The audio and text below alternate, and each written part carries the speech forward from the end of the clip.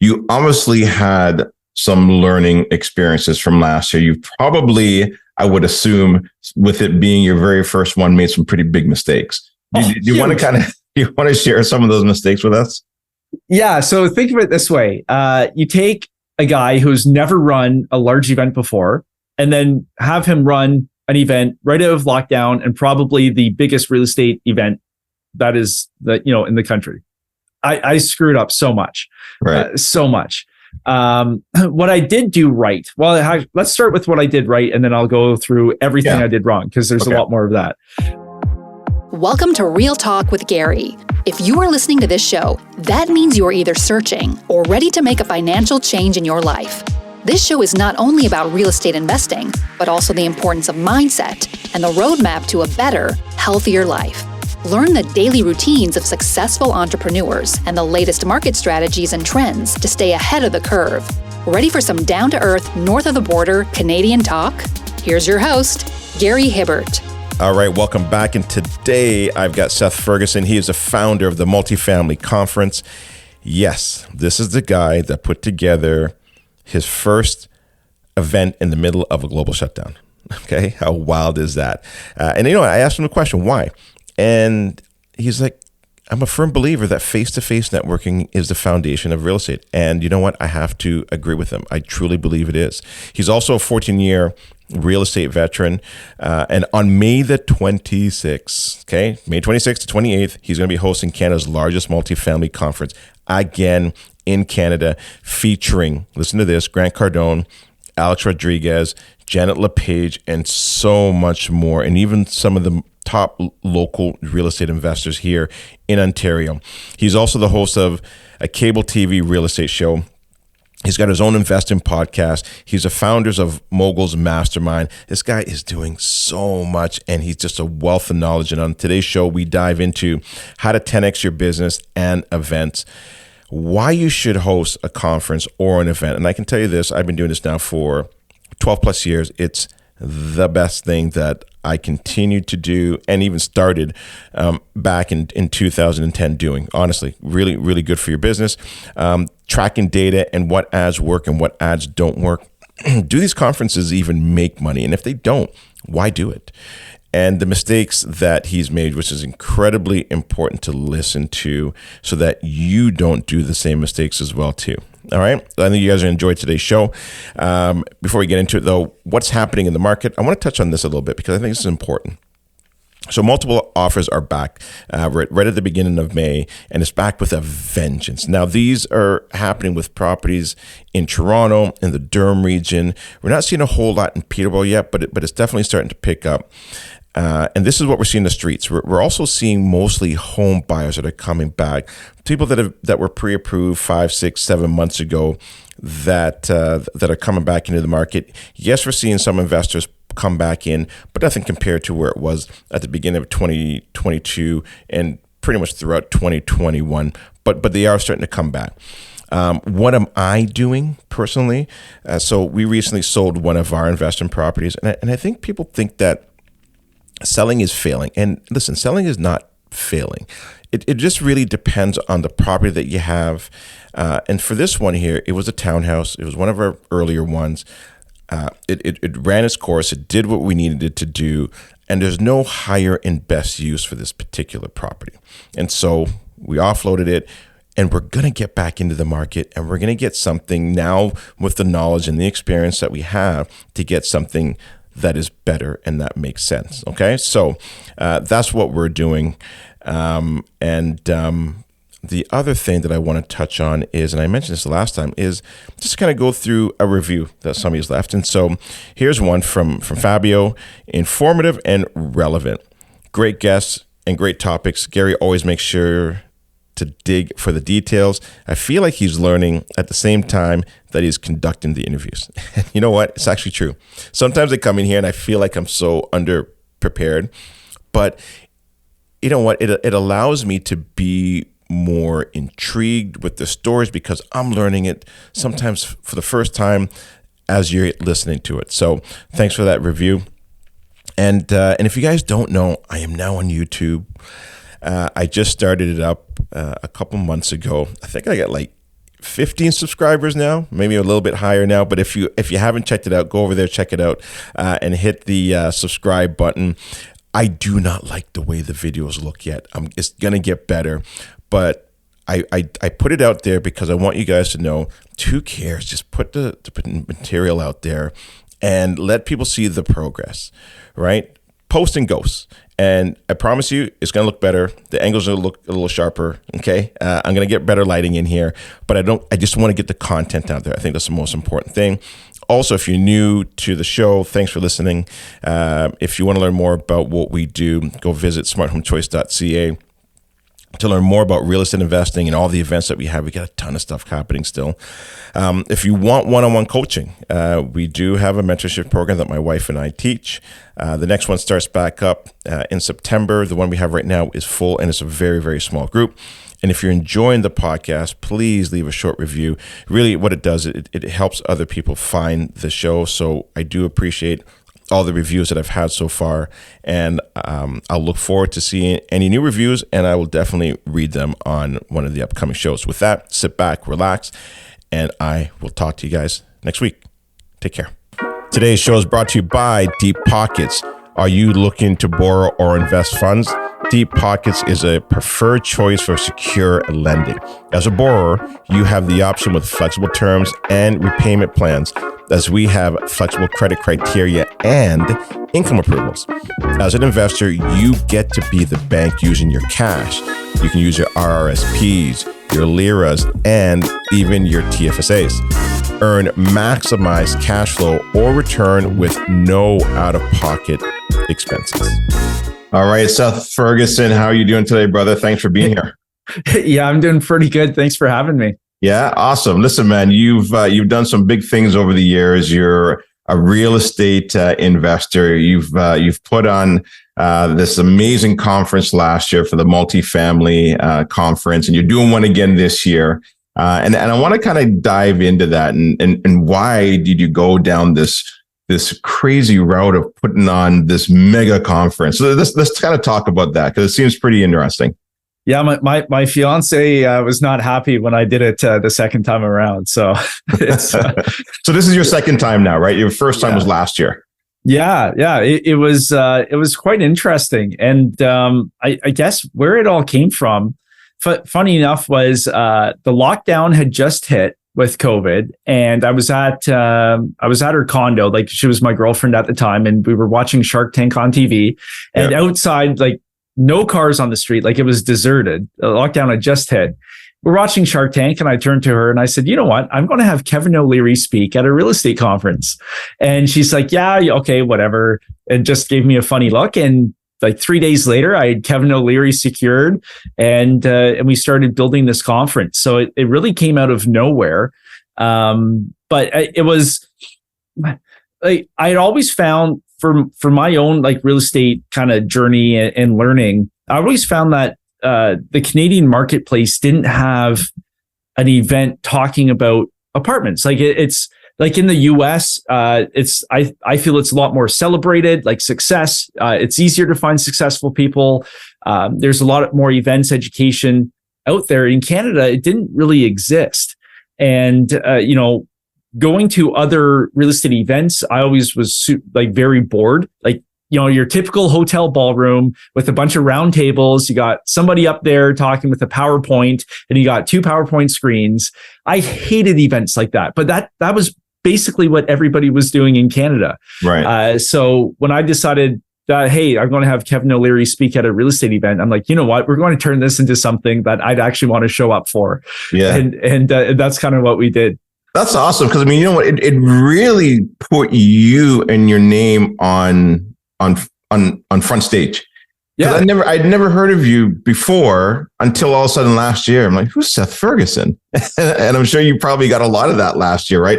And then, so what was that like? Even getting in touch with Trudeau? Oh, well, not Trudeau. Sorry, Kevin O'Leary. Yeah, Kevin O'Leary. Yeah, we might have half your audience happy, half your audience not happy if we say Trudeau. Wrong guy. Yeah. No, with Kevin, like Kevin was great to work with. He was awesome. His team was great.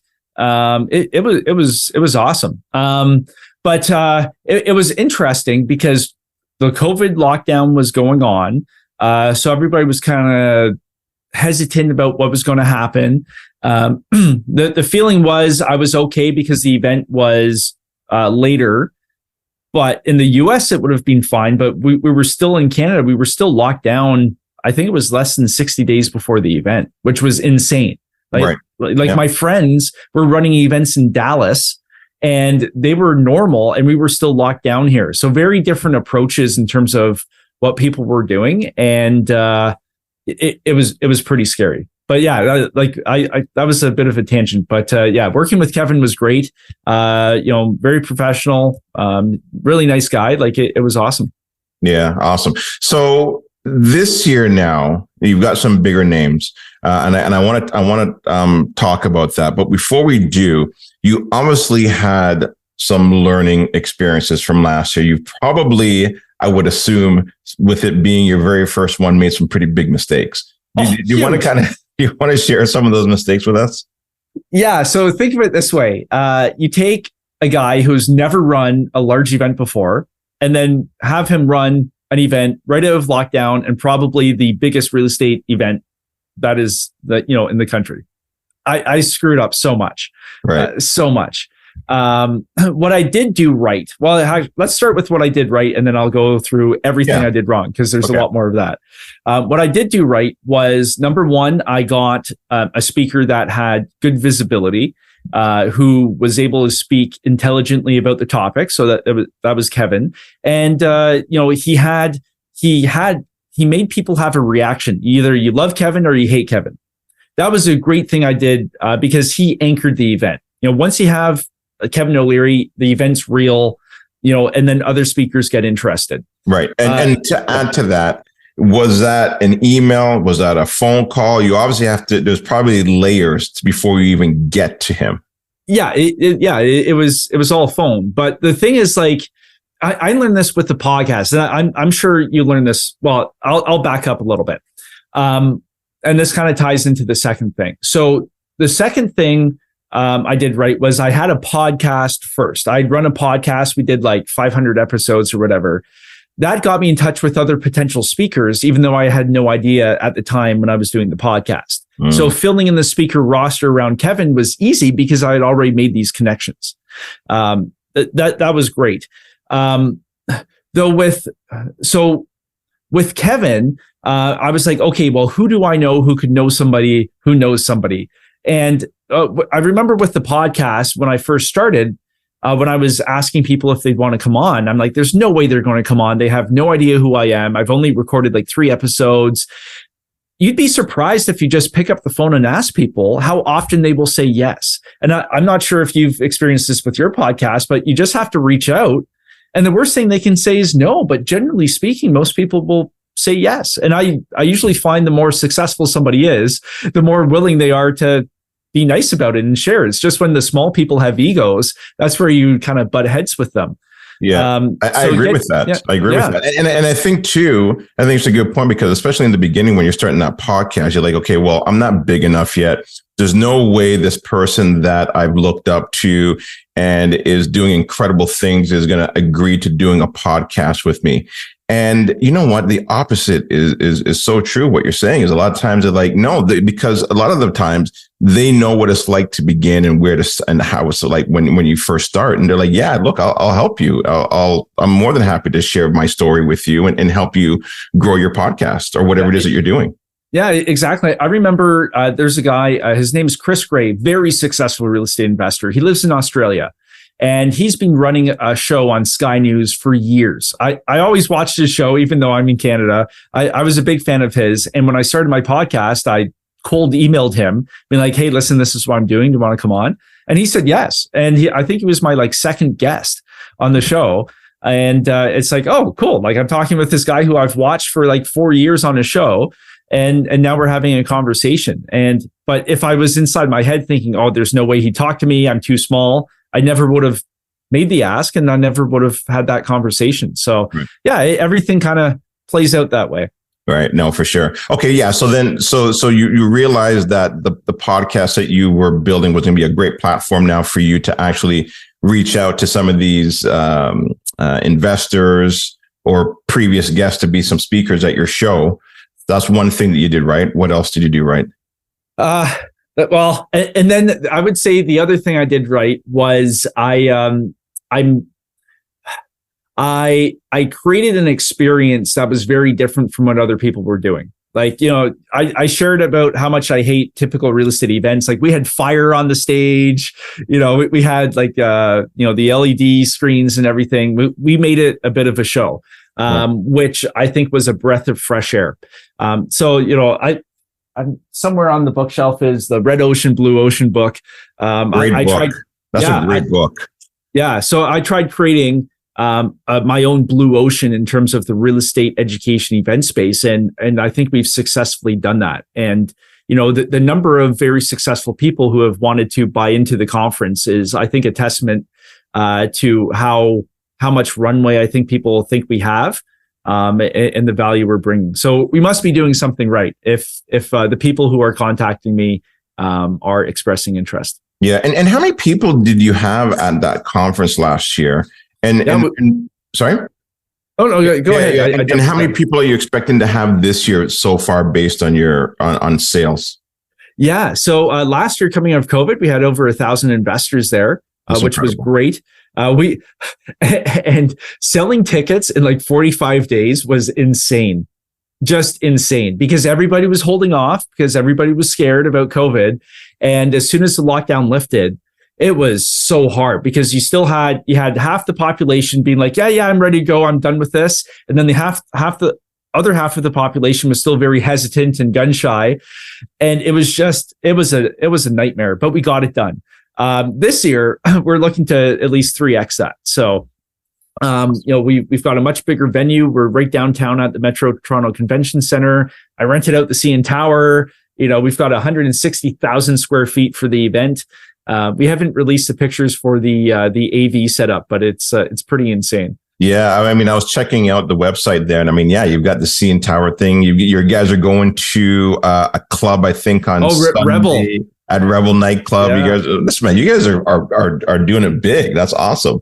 Yeah, that's my style, right? Like, and funny enough, we've got Grant Cardone coming this year in 2023, and one of Grant's biggest messages is you need to get attention.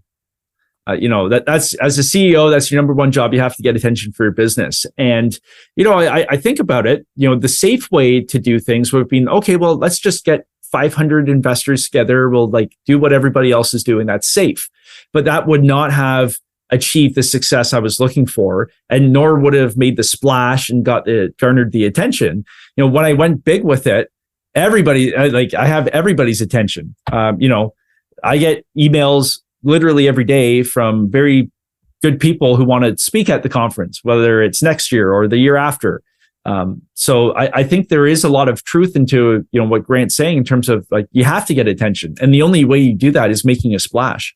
Yeah, for sure. So why don't we talk about Grant Cardone? I mean, now for this conference and this event that you're doing, was that the first person now that you reached out to? I mean, you're trying to top, Kevin O'Leary, and obviously depending on people's preference of who they like better than the other. But I mean, Grant Cardone is no easy person that you can just reach out to, pick up the phone and say, hey, Grant, I need you to do a conference for me. Yeah, well, actually, Kevin was great last year. His talk he did was exceptional. I got so much great feedback from it. One of the things we did was we surveyed the audience and said, hey, who do you want to see? And Grant Cardone came back. Obviously, the MultiFamily Conference dealing with apartment buildings, that is Grant's bread and butter business with Cardone Capital. He's at over $4.5 million of $1 billion of apartments. So he's a natural fit. And the cool thing is, when we were talking, our conference was actually on their radar. They knew about us, which was pretty cool. Really? And they're like, we definitely want to come. Like, this is on our radar. Like, so it was pretty cool. That a very big player in the game, he and his team knew about what we were doing. They were interested and they wanted to participate. That's amazing. Yeah, good for you. Congrats. Now, what were some of those mistakes that you made last year, and how did you correct it going into this year?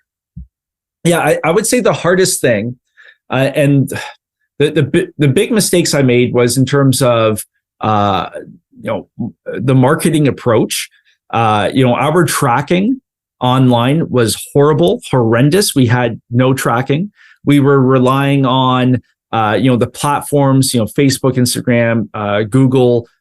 We were relying on their tracking, which is very, very bad. And most of the time, you're 30% accurate with what they're tracking. So we had no idea, which ads were converting, which messages were converting.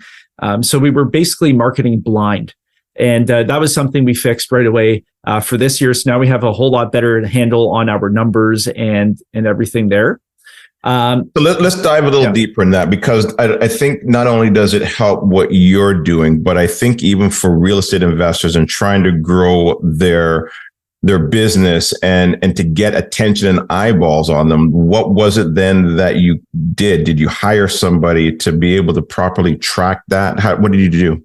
Yeah, well, it all comes down to, tracking platforms at that point. Because what will happen is, to give you an example, let's say you run an Instagram ad and somebody becomes a lead and they click and they end up purchasing.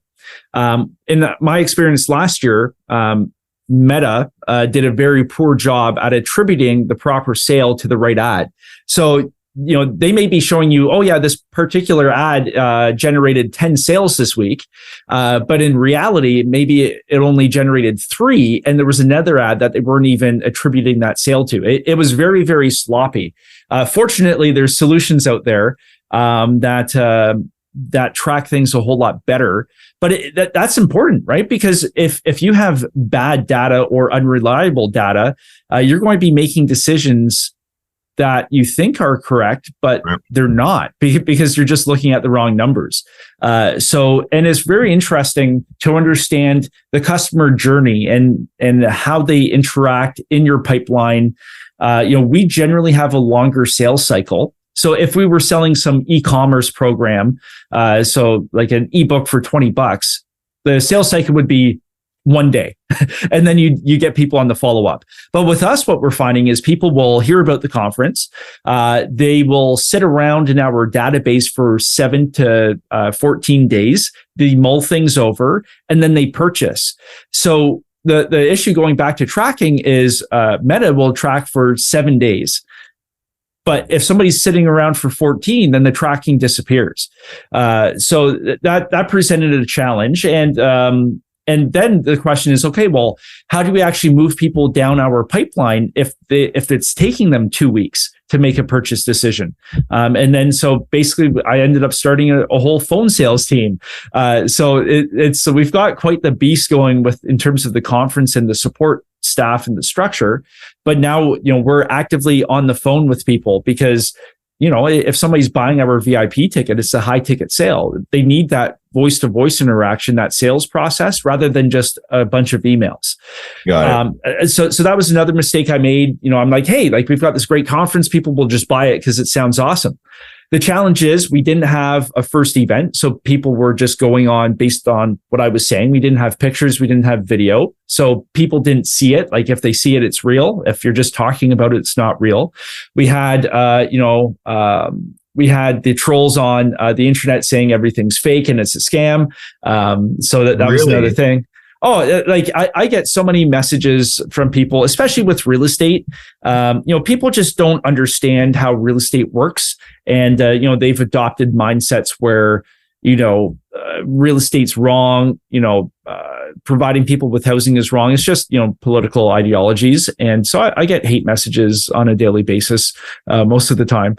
Right. But yeah, so it was just, okay, well, so how do I move people through my pipeline? I've generated the leads. How can I convert them into actual ticket sales? And we've learned so much. Yeah. So it sounded like you got like a tracking. So it sounded like there's 2 prongs there. One was you got like a tracking application or a platform from an automation standpoint.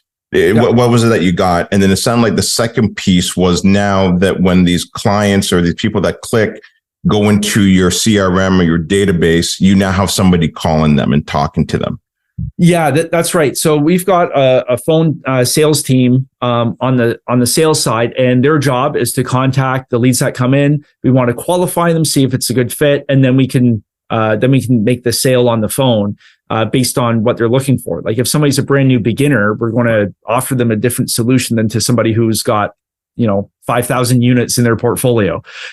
We handle both of them in terms of the conference. We've got really cool stuff, but what we're selling on the phone is very different. So that's important. And then we also have a phone sales team on the sponsorship side. So very quickly, I realized that we were very small for the first year, but to hit our targets for 2023, we really needed to scale the team. And so we've got a lot of people on the team working on this. Yeah. All right. So what are the mistakes that you make last year that you've corrected this year? So many. So number one, I experimented with the phone sales team towards the end because I realized people weren't converting. But then I hired the wrong people. I was thinking, and this is a mistake I kicked myself for. I was like, okay, well, maybe I'll just like outsource it to, some international callers because the cost is lower. Try and keep the budget low. Big mistake. So this year we've got, like regular, like Canadians, like on the phone, like they live in the country and we're able to have those conversations. And so I did a much better job with that. Obviously, we're paying them more, but the quality work is definitely there. So that was a great decision. Other things we fixed. Well, now in terms of like the marketing and everything, we've got like hundreds and hundreds and hundreds of hours of B-roll footage from last year's event. So we're really using that.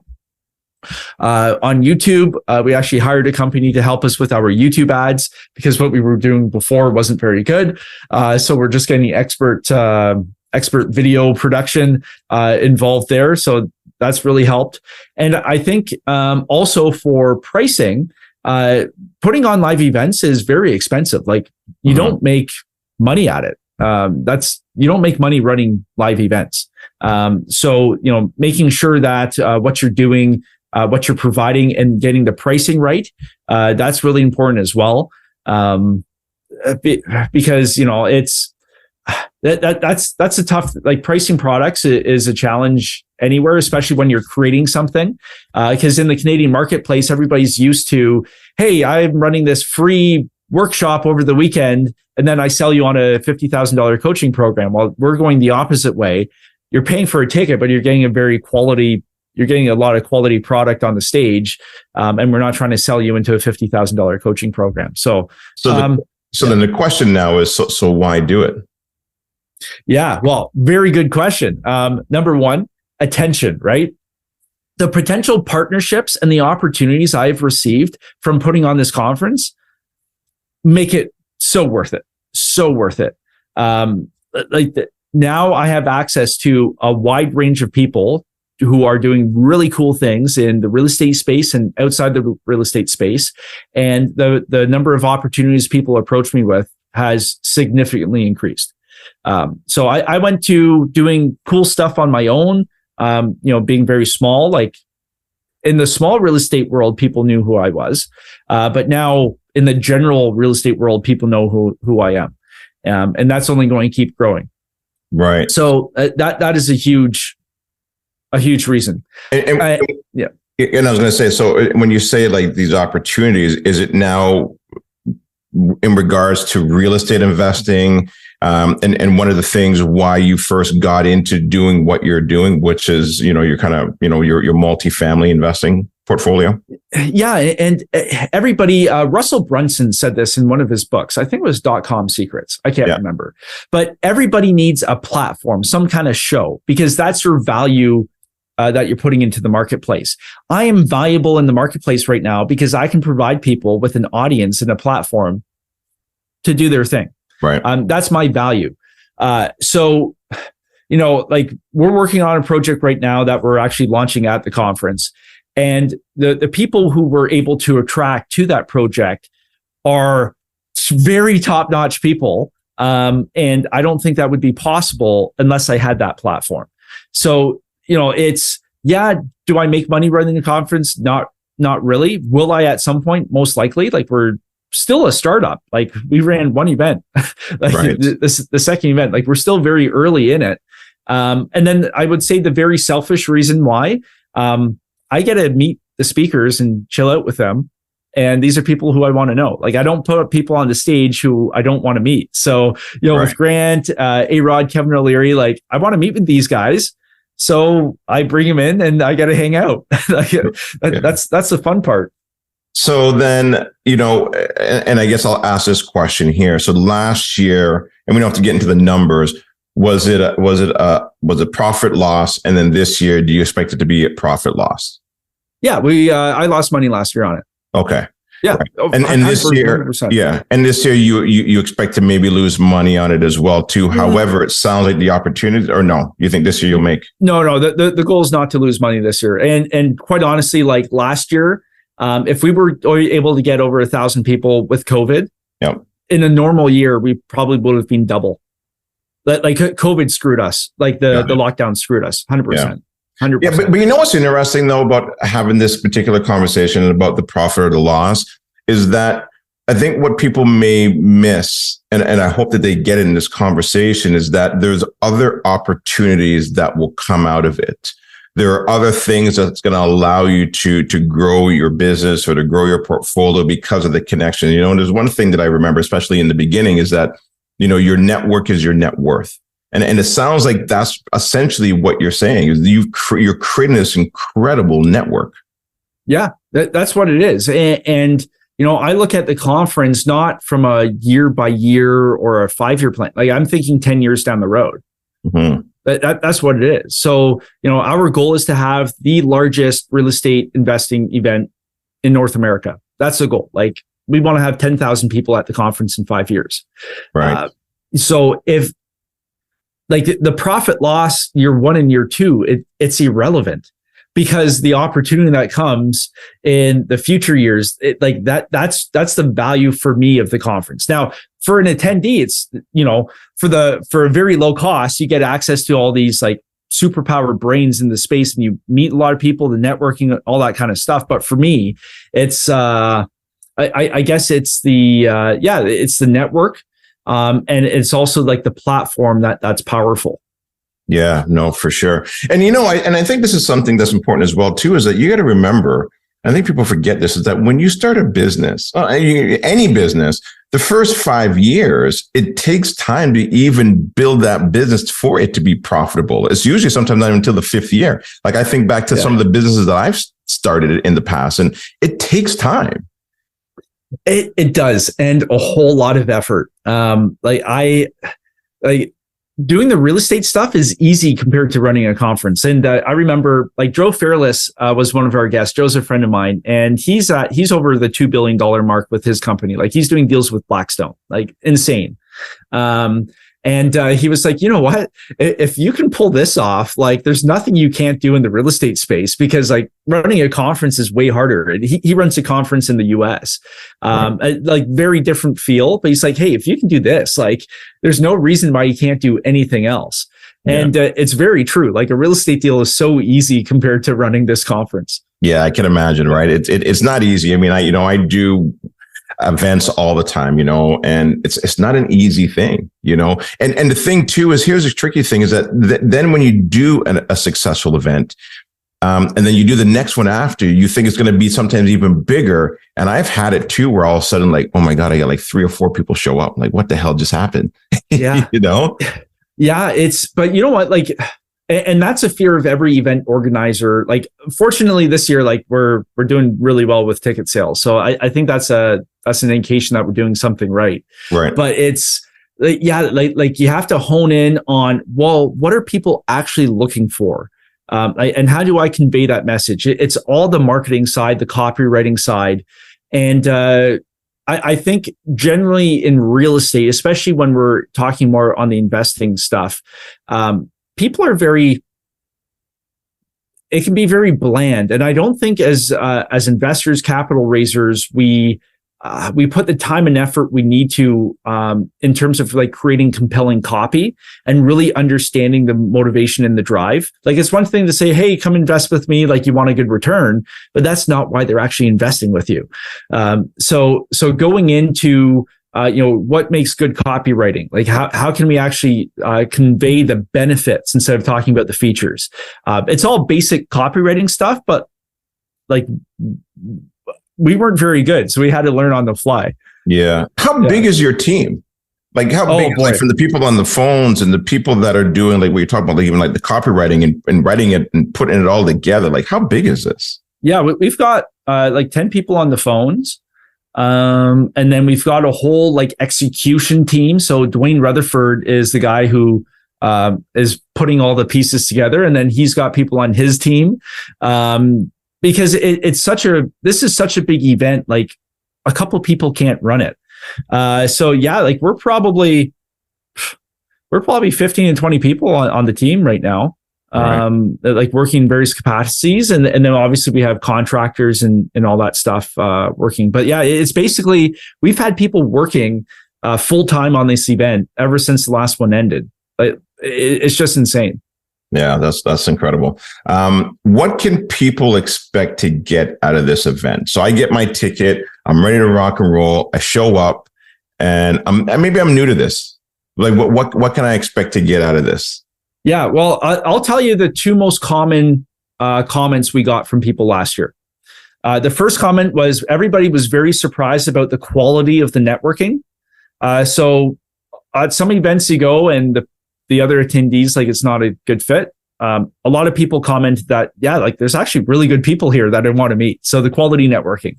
The second thing was the no BS speaker lineup. Very consistently, people commented that, the people on the stage, it wasn't just a big pitch fest. Like we were actually delivering very actionable and quality information to people about multifamily in a wide range of subjects. So basically we covered everything to do with apartment investing. But to answer your question about a beginner, and this is something I learned last year, we attracted a good portion of people who maybe were doing single family home investing. They were interested in apartments. Maybe they were doing self-storage, interested in apartments. So multifamily investing is its own niche. So what we did this year was we're actually running a Friday workshop just for beginners. So the main conference takes place on the 27th and the 28th. On the 26th, we're running our beginner quick start bootcamp. And it's myself and a number of other speakers, and we're basically covering the basics. Right. And so that way, when somebody is in the main event on the Saturday and Janet LePage is talking about how she raises $1 billion a year and places it in value add deals with her company, they'll actually understand and be able to get more out of what she's talking about because they've built that foundation on the Friday. So that's how we've adapted from last year, because last year, quite honestly, we had no idea what we were going to get because it was our first year. Right. And is that just like feedback that you got from the people that attended the event? Like, did you guys do surveys to say, how do we improve the event for next year? Yeah, well, I was fortunate because after the conference, my phone literally blew up with people like sending messages. It was insane. Like we got so much feedback from it, which was very helpful. But yeah, like we send out surveys. We look at the demographics. Where are people coming from? How big are their portfolios right now? What are they investing in? What other assets do they have? We want to build a pretty good avatar of our attendee. Surveying, collecting data from people is very important, and we use that. And we saw last year we had a high number of beginners showing up or people new to multifamily. So it's okay. Well, how do we actually make this better for them? Right. So we ran the Friday workshop, and then we attracted a really cool list of people who were very experienced operators in the space. We're talking hundreds of millions of dollars in their portfolios. Sometimes, over $500 million, like a lot of money. So it's like, okay, well, we've got these beginners, we've got them looked after. How do we actually cater to the more experienced people?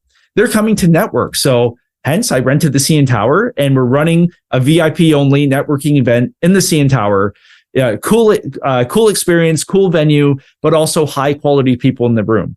So if somebody's coming and they want to meet other movers and shakers in the space, that's where they're going. So it's all about understanding what people are looking for and then creating an event that will actually give them that. Right. So again, like it's our second year, like we've got lots of cool ideas. We're not doing all of the neat ideas we came up with this year. We have to save some for next year.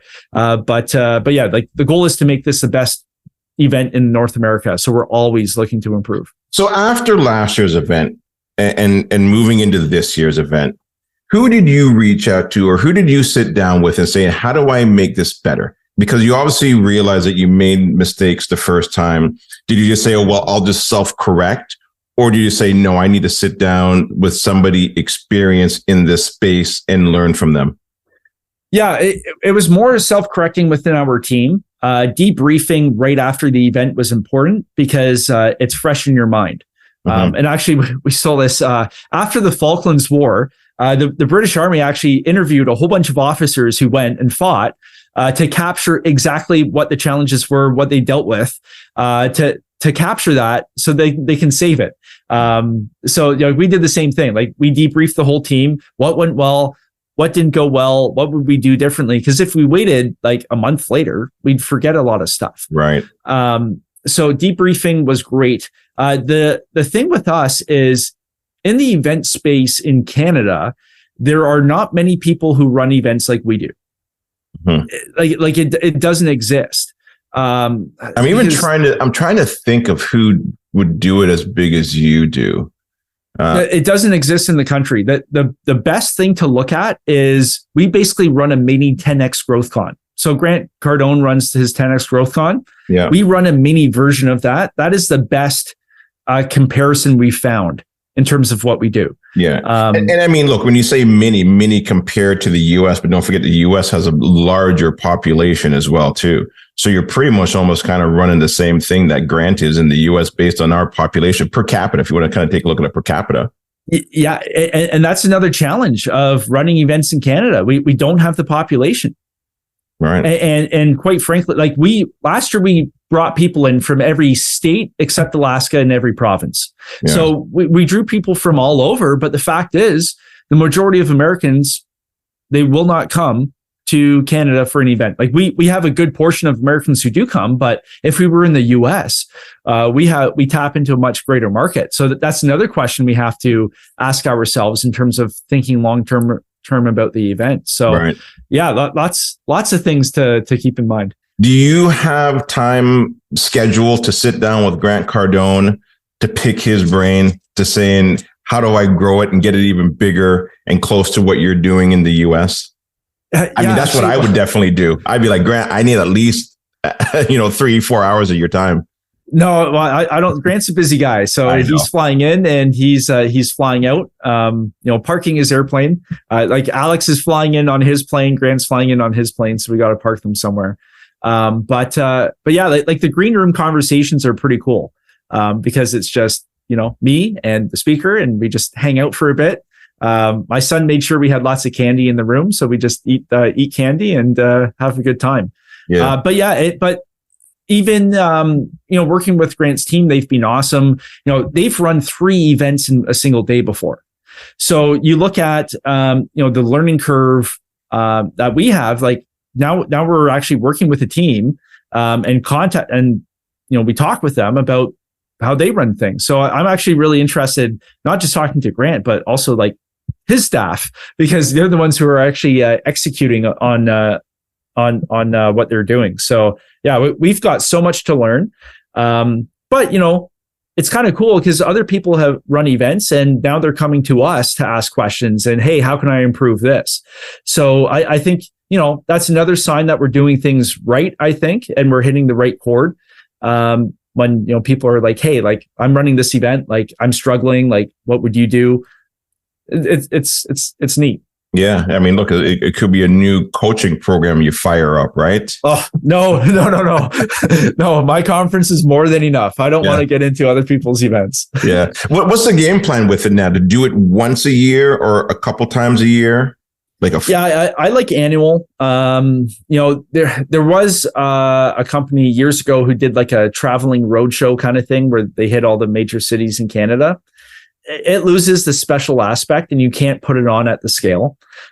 So my goal is to create the event that everybody has to go to once a year. And you attract the speakers, like you get the crowd, the energy. If you go on the road show, you're not going to have the same speaker show up for the whole road show. It sucks to do. And it's not special at that point. Right. So we're an annual thing. We've got some ideas for the future, but right now we're once a year. Yeah. What are your biggest fears for this conference that's coming up? I mean, listen, man, you must have some sleepless nights. Oh, every night. Like this is like running this conference is the most stressful thing I've ever done. Like it is insane. And yeah, every event organizer, every person who puts on a conference, it's like, what happens if nobody shows up? Fortunately, people have bought tickets, but it's like, what happens if people don't like it? Like it's all the same stuff everybody thinks about. It doesn't change just because we're operating on a bigger scale. And then the nature of events is, for whatever reason, everybody always waits until the very last minute to buy a ticket. You can offer early bird discounts. You can do whatever it is you need to do. But the fact is 50% of the audience will buy their ticket in the last 6 weeks. That's just human nature. So, we try, like every week now, our price goes up for the ticket to reward early action takers. But no matter what we do, people will still buy tickets. So obviously, from an event organizer perspective, you just have to understand this is the way it is. You can't, no matter what you do, people will still buy tickets at the last minute. So you have to plan for it. Yeah, and that's a good point, and you're so true there, right? The other thing as well too is you probably, and I wonder what the percentage is at that level, is you will also get a percentage of people that buy tickets and just don't even show up. Yeah, we do. I actually spoke with some of my friends who run events in other spaces, and it boggles my mind. Mm-hmm. Like people last year bought a VIP ticket, like our top tier ticket. This year, a VIP ticket's $5,000, and some people in VIP, not very many, but a handful, didn't show up. It's like, really? It's wild. Human nature is a wild and interesting thing. And it's like, it's averages and percentages and the 80-20 rule. It's an incredible thing. Yeah, it boggles my mind. But and the thing is, like, I think the hardest thing for me to understand was most people don't think like I do. Mm-hmm. So if you're an entrepreneur, you're out there, you're a go-getter, the people you're selling to are not thinking like you. Their brains are not working the same way. So, just because I would do something and I find something attractive doesn't mean the majority of the population does. And that's why you have different parts of your sales copy, right? You've got the emotional pull, then you've got the exclusive pull, then you've got the fear pull, and you need all those components to sell to everybody. Right. People are very funny. And the interesting thing is, we've found, statistically speaking, that an American in our database will take action faster than a Canadian. Really? Very funny. And I found the same thing with raising money on both sides of the border. Canadians will always be slower than an American. Don't ask me why. I have my theories, but don't ask me why. But it's Canadians just move slower, generally speaking. So it is what it is. Interesting. Is there a particular ad that you find that seems to be working better than some of your other ones? There must be ones where, and then what specifically in that ad? Is it emotional? Is it fear? Is it like, which one do you find? No, it's a lot simpler than that. The same thing happened last year. Last year, anything with Kevin O'Leary's face outperformed everything else. This year, anything with Grant Cardone's face outperforms everything else. It is what it is. Now, we do have some other ads. Like we're always testing different hooks and stuff like that. It's interesting. Some audiences, like if we're talking on YouTube, some audiences will resonate more with a particular hook. Whether it's, hey, it's like largest networking event in the country. That resonates with one audience. Whereas another audience, it could totally bomb and they're looking about investment solutions in the troubled market. So it's all about testing. And that's one thing I've really learned this year is you have to be very methodical with it. You have to be very scientific. It's all about the numbers in the spreadsheets and you can't have emotion. Even though you really like an ad, if the market's not picking up on it for that audience, you cut it. You have to be ruthless. And I'm still working on that because I'm like, oh no, it's going to turn around. No, like be ruthless, like cut it. It's not worth it. It's not working. So it's a really cool learning experience because we're spending a lot of money every day, like a lot of money. So I've never run these ad budgets before. So it's pretty cool. Yeah. I guess it's for some people, it's the fear of missing out. So the largest conference, oh my God, I got to go to the largest conference. And then I guess also too, with using the keynote speaker's face all the time, it's people are familiar with Grant, or people are familiar with Kevin O'Leary. So like, oh, well, if he's going to be there, then I need to be there. Yeah. Well, you're really piggyback. It's like any real estate partnership. If you're just getting into real estate, you're going to partner with somebody who's got the track record, who has the reach and the connections. Same thing with our speaker selection, right? Like, number one, we want to get somebody who I want to talk to. And then we want to find somebody that is good in the space who people will want to see, but we're really leveraging their network as well. Grant, I don't know where he's at right now. He's probably got like 5 million Instagram followers. People know him.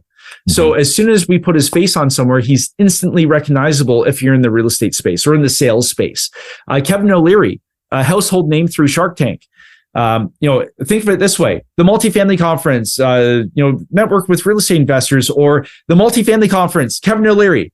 Like a lot more credibility and a lot more splash. So we definitely shamelessly use our top speakers as much as possible.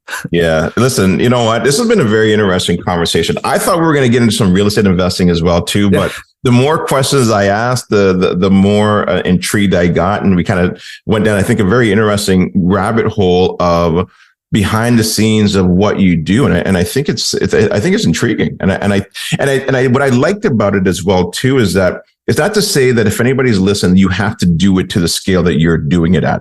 But I still think there are things that people can take away from this particular conversation that they can use in a smaller scale to grow their portfolio or to grow their business, or right. Because at the end of the day, it's about getting eyeballs on what it is that you're doing, whether it's you're building a business, on whatever it may be. I think what will resonate with a lot of people that are listening to this.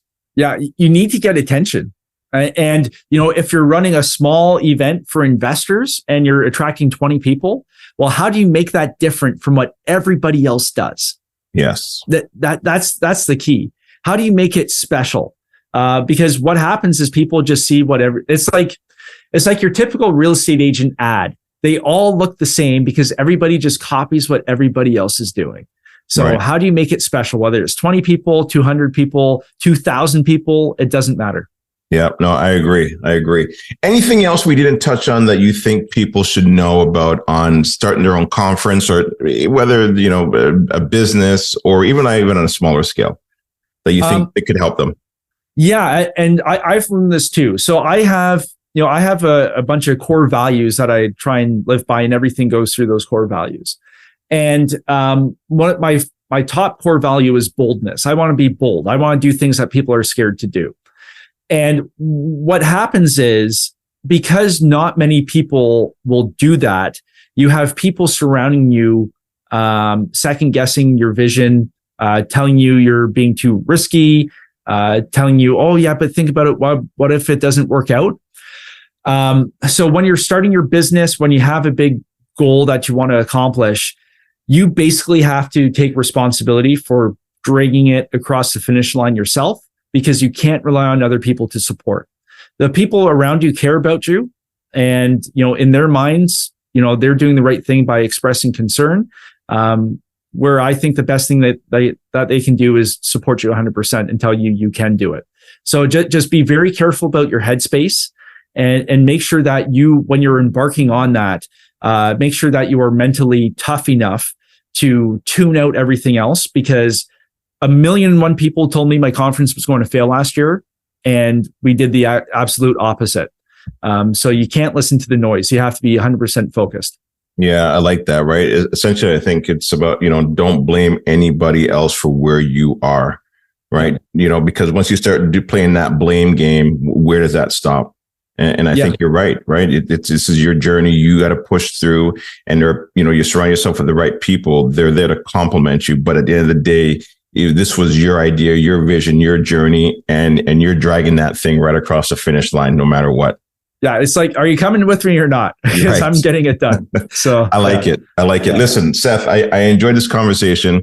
I enjoyed getting to know you better because this is the first time we've actually met. But I mean, I've seen you online, and I'm impressed with what you're doing. And I think eventually we'll get a chance to meet each other in person. And I'm going to try my best to be there. Unfortunately, it's my wife's birthday that weekend, but we'll see. Maybe I can surprise her. Well, go ahead. What a great birthday present. We can get you hooked up with a VIP dinner, everything, CN Tower. I can't think of a better way to celebrate a birthday. Yeah. Okay. Maybe I'll see if I could do that. It's her 50th birthday. So maybe I'll see if I could get her in with Grant Cardone and a few of the other phenomenal speakers there that weekend.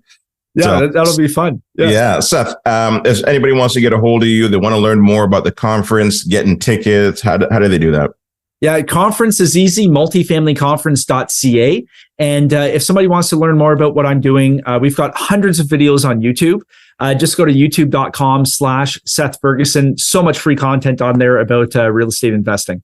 Awesome. Seth, thank you so much for your time. I appreciate it. And hopefully I will see you at the event this year. Yeah, we'll see you there. Thank you. All right. Take care. Thanks again. Thanks for listening to today's show with Gary Hibbert. Please don't forget to subscribe, leave a review, and connect with your host on Instagram @GaryHibbert. Until next time, stay mindful and remember, you don't have to be great to start. Just start, and you'll be on the path to being great.